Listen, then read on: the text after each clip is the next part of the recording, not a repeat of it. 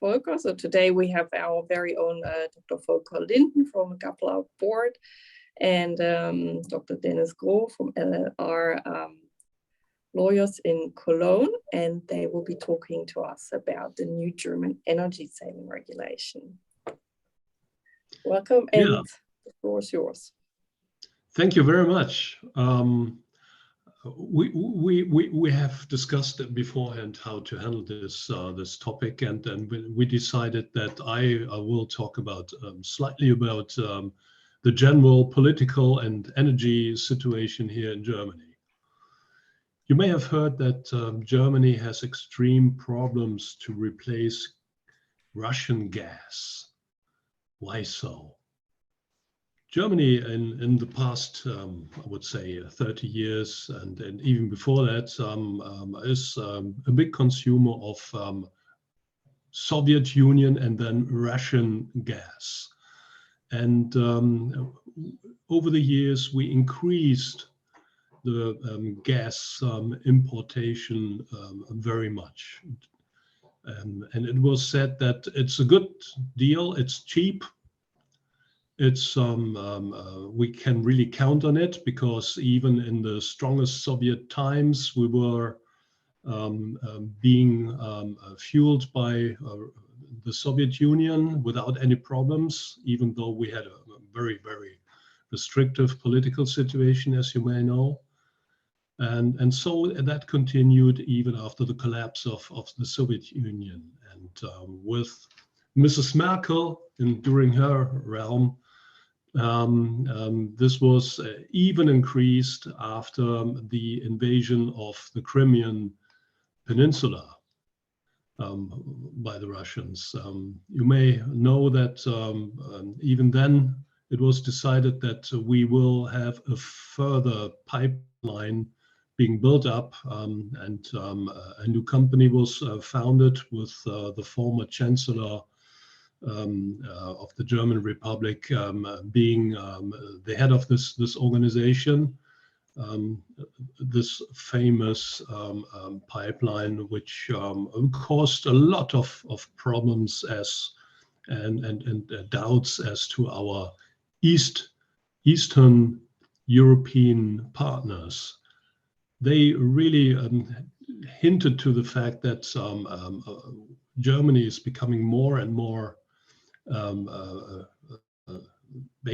the energy consumption is based on Russia, and that is dangerous because Russia is not so friendly as it seems to be. This was completely ignored by the German government and to a vast extent by the German society. And the situation became even more critical as in parallel it was decided to leave atomic energy and only recently, to leave coal energy behind and just to focus on renewable energies. And as a bridge technology, it was said, we have cheap gas. So we will, if we have to have classical energy plants in the future, that will be gas plants. Well, then came the current war against Ukraine. And all of a sudden, it was decided, well, we must react in a way. It's now very serious. And we must have some embargoes against Russia. And one of the decisions was we will not anymore have oil and gas. By the way, it was not immediately cut by the German government because the Germany and especially the German industry is really depending on gas. But it was said that we will reduce the importation of Russian gas over the months to come. As you may know, Putin or some green people cut off the energy gas importation completely through the pipelines in the Baltic Sea, because the pipelines did explode. So no more direct importation of gas from Russia.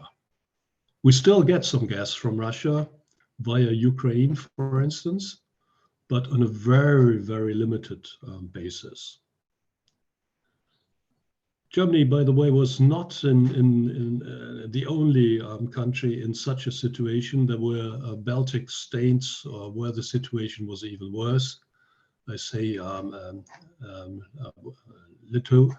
Latvia has about 90% of its energy from is gas and oil from Russia, at least before the Ukraine war.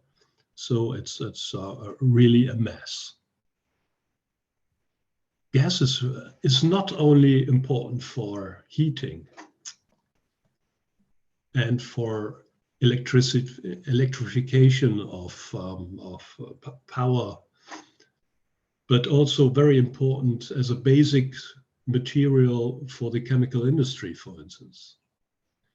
So lack of gas means you don't have heating, you don't have electricity, and you don't have major products which are needed for industry. So it's really a vast and complete attack on Germany if gas becomes really shorted. Well, how was the discussion, the political discussion? Interestingly enough, we had a long discussion about how there are gas companies which have increasing profit because of the increasing prices. We must cut off that. It's interesting to see that was for quite a few weeks really in a big discussion here in Germany. Then came the move that there must be some contribution of the customers to the increased price, gas prices, the replacement of Russian gas by LNG gas, which is much more expensive. It was decided that there should be an extra contribution of consumers until the politicians realized that because of such an enormous increase of prices, and as an add-on then a contribution on gas prices should not be the best idea. So the discussion here changed to how can we reduce gas prices? How can we control that? How can we see and react in a way that our people and enterprises survive and our industry survives? And as an outcome of this, a commission was called, which made some suggestions as to gas prices, and namely to cut off the advance payments for gas and electricity in December, and to put a gas price reduction, to enforce such a gas price reduction from the 1st of March next year. That means the gas prices during winter time should be as they are, without further advantages or reductions for the customers. And to to address the social aspects, it was decided that people, including pensioners, should get 300 euros as a one-time payment. And further, it was decided that enterprises should have a gas price reduction based on 80% of all costs above 12 cents per kilowatt. That was the standard price based on the past. This caused enormous problems for Germany in the European realm.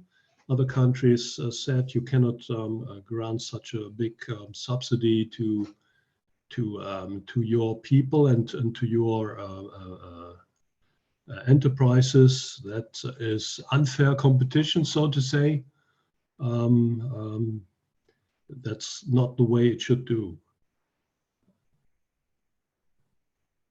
Other countries did quite identical things. For instance, France decreased, reduced the gas prices and the oil prices since last year, already before the Ukraine problem.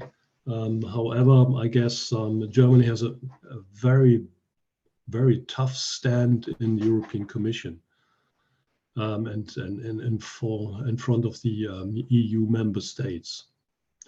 The EU and the EU member states held certain conferences that it would be a good idea to have to commonly buy gas and not to leave it to the member states. Germany, it was said, is really ruining the whole market by paying about every price to get gas. And it was forwarded the suggestion that at least 15% of the reservoir demands in the European community should be bought commonly. The discussion is ongoing as to that. It was also decided on the EU level that the distribution of LNG gas between member states should be outbalanced so that no member state really comes into trouble. And last not least, it was said that on a European level, there will be a cap. There will be a cap altogether on gas prices. It was so far not decided what will be the cap. And especially addressed the topic of gas prices for the production of electricity. Whenever you open a newspaper, you find new facts, new ideas, and it's really a vast and rapidly changing discussion and regulation. Will be foreseen in the future on the EU level, I'm quite convinced. But before that, Germany was already addressing this topic as to enforce regulations on the spot. And as a result of that, we have two regulations already in place, and I'm happy to hand over to Dennis to talk about that. Yes, thank you very much, dear Volker, for your introduction and the explanation of the general political development. In the following minutes, I would like to introduce the two regulations which Volker already mentioned before. Those are two regulations of the German federal government which aim to secure the energy supply. by energy savings in the building sector. So now let's have a look at those two regulations and the problem and the target of the regulations. Again, Volker mentioned already most of this on this slide here. So as he told us before, in 2020, in summer of 2020, it was foreseeable for the German federal government that the already tense situation on the energy markets would drastically worsen due to the attack of the Russian Federation on Ukraine. So subsequently, there were repeated reductions in gas import volumes from Russian suppliers to Germany. And it was therefore expected that in the future, energy will have to be saved to a considerable extent in order to avoid the occurrence of an emergency situation in the coming winter and in the following winter as well. So therefore, the federal government has launched two regulations this summer to be able to realize energy savings in the building sector. There's one regulation for the short term and one regulation for the medium term. The regulation for the short term is aimed at saving energy in the short term, as the name says, and it is a so-called Kurzfristen-Energieversorgungssicherungsmaßnahmenverordnung, which is undoubtedly a word which drives any Scrabble player into ecstasy. We can have it shorter and call it NCQ-MAF. And the second one, which aims for the medium term, is the Mittelfristen-Energieversorgungssicherungsmaßnahmenverordnung. I've underlined the differences between both regulations in the beginning. So kurz, this is short, and middle, it's medium. So now let's have a look at the first of those regulations, the Kurzfristen-Energieversorgungssicherungsmaßnahmenverordnung. What a word. What a word, yes. So the NCQ-MAF came into force on September 1st, 2020. So it's rather new regulation, and it's initially valid until February the 28th of 2023. So basically for the coming winter. That's why it's called the short-term regulation. And it basically regulates energy saving measures in private households, in public non-residential buildings. We will learn later what this means, and in companies. For example, it regulates energy saving measures for residential premises, for swimming or bathing pools, and also for historical monuments. Now let's have a deeper look into the details on the next slide. So first of all, I want to show you the measures for energy saving in private households. So since September, the regulation has suspended clauses in rental agreements that require tenants to ensure a certain minimum temperature in the rented premises by heating. So you may know that in some rental agreements, the tenants are obliged to ensure a certain minimum temperature, for example, 20 degrees or something like that. And those clauses has been suspended since September. So that means that tenants will be allowed to heat less if they want to save energy. However, they remain obligated to prevent damage to the rented property through appropriate heating and ventilation behavior. So you cannot turn your heating completely off so that the pipes freeze in. Then you would have a problem. But otherwise, you can reduce the temperature. Also, we have a prohibition to use certain types of heating for swimming and bathing pools. So private pools, whether indoors or outdoors, may no longer be heated with gas or with electricity. An exception applies if the pool is used, for example, for therapeutic applications. Pools in hotels are also exempt, and recreation facilities, as well as rehabilitation centers. So basically, we are talking about private pools. You cannot or may not heat those private pools with gas or electricity. So those are the measures for energy saving in private households. Let's have a look at the measures for energy saving in public non-residential buildings. So what are public non-residential buildings?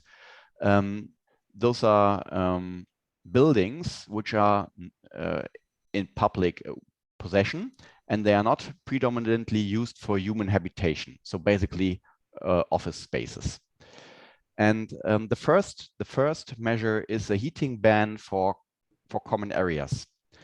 As a general rule, common areas that are not used for human habitation may no longer be heated at all in public non-residential buildings. So we are facing cold rooms in this winter here in Germany in all public buildings. Again, we have a set of exceptions, and these exceptions apply if the heating is necessary to protect, for example, technology, objects, or special substances on site. And also we have exemptions for medical facilities and, thank God, for schools and daycare facilities. So the regulation therefore affects primarily transit areas such as corridors and foyers and large hall or technical rooms. The second measure for energy saving in public non-residential buildings is a maximum temperature in those buildings. So in public buildings, workrooms may only be heated to a maximum room temperature of 19 degrees Celsius. And if heavy physical work is carried out in these rooms, the maximum permitted temperature is even lower, namely 12%. So it's really cold in German offices in the next winter. Just for you to know, previously the recommended temperature in offices was at least 20 degrees, and now it's down to 12 degrees. Another measure is that in public non-residential buildings, hot water has to be saved, and that concerns basically wash basins in public buildings, which are mainly used for hand washing. Boilers and water heaters used to heat water at these things must be turned off unless hygienic reasons dictate otherwise. And where hot water is heated centrally, the temperature must be lowered as well, but again, only as far as necessary to avoid the risk of Legionella and drinking water. We have the same set of exceptions as in the other cases before. So those rules don't apply to schools, daycare centers, nursing homes, and hospitals. Another measure, and the last measure for the public non-residential building area, is a lighting ban for non-residential buildings and monuments. So the lighting of those buildings and monuments for purely aesthetic or representative reasons shall be turned off. For example, you may know we have in Cologne this big cathedral, the Kölner Dom, which is normally beautifully be lighted at night. And since September, all these lights have been shut off, so you cannot see the cathedral and light. And we are saving very much energy by turning those lights off.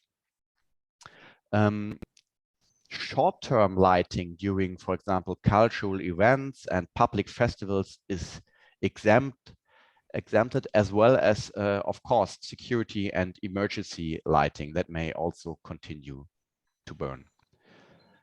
So those is a set of measures for public non-residential buildings. Now let's have a look at the measures for energy saving in companies. Here we have four measures. The first one is a restriction for illuminated signs. Illuminated signs must be switched off from 10 p.m. to 4 p.m. of the following day.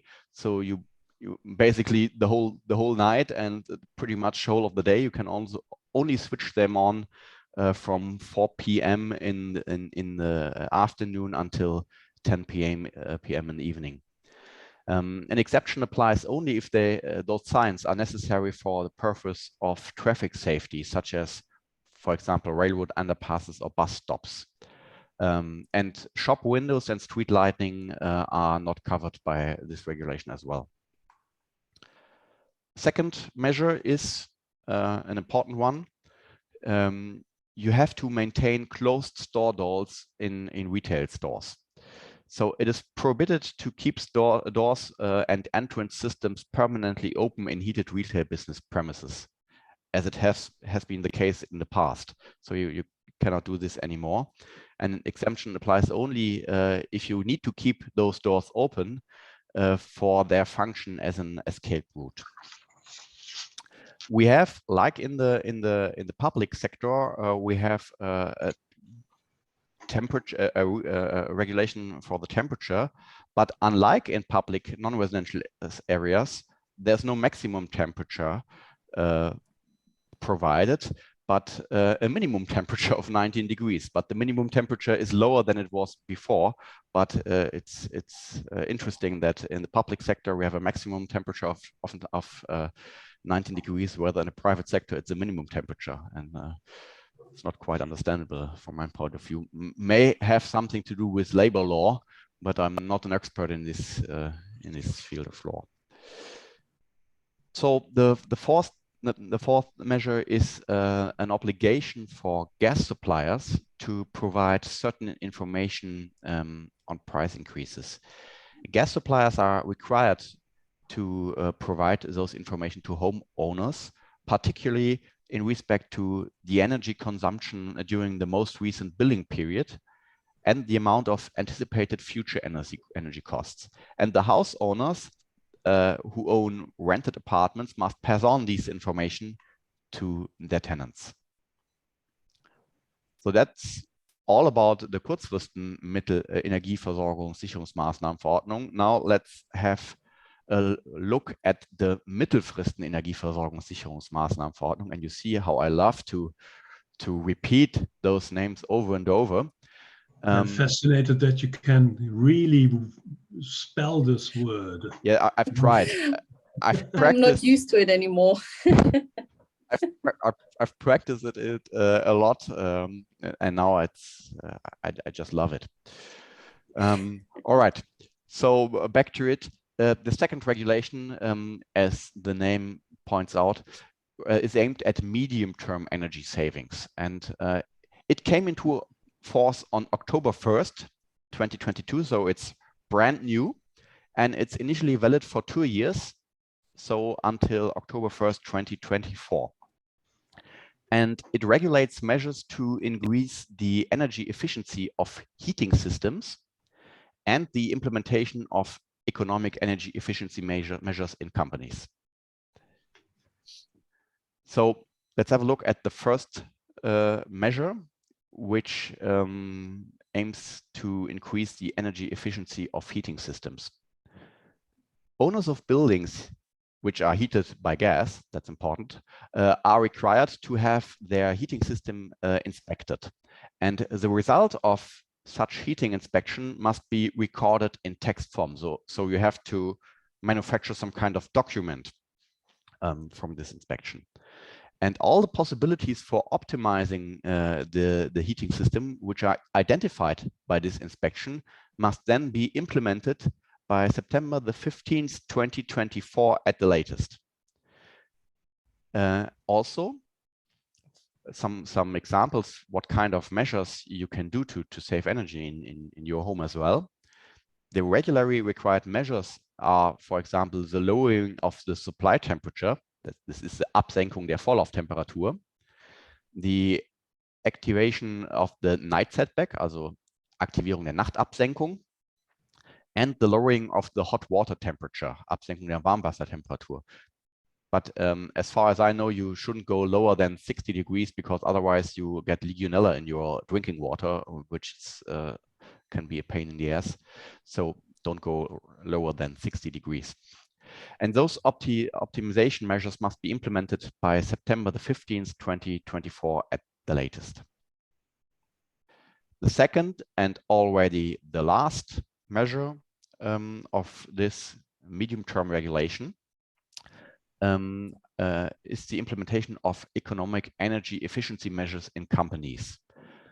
companies are required to conduct energy audits and implement all concrete measures identified and assessed as economically feasible in order to immediately improve energy efficiency in their company.